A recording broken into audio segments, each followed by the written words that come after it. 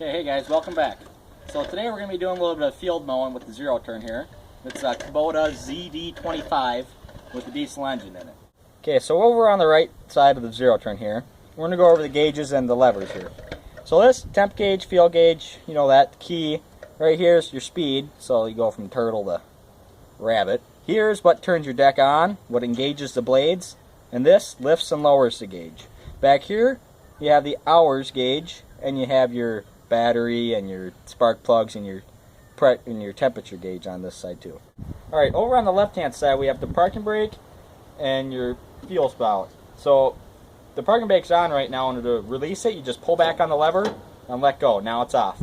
Then put it on. There's a lever right here you stand on and it sets it. Now every ZeroTurn is going to be different with your gauges and how to raise and lower your deck and your parking brake. It's all going to be different for a ZeroTurn. This is how like the 2007 or 8 Kubota ZeroTurns are. Alright, so right here you have the height of your deck when you have it put all the way down with your lever on the right hand side. When you put it all the way down, it'll be at, right now, set at 3 feet. You just spin the dial whichever way you want it to go, 3, 3.5, 2.5, whatever you want it to be cut at.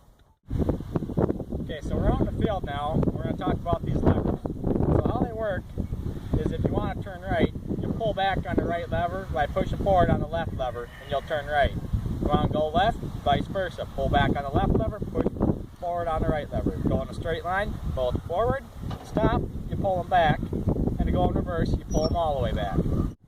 Whenever you're mowing, whether or not it's push mowing or using a lawn tractor, you want to make sure you always have eye protection and ear protection.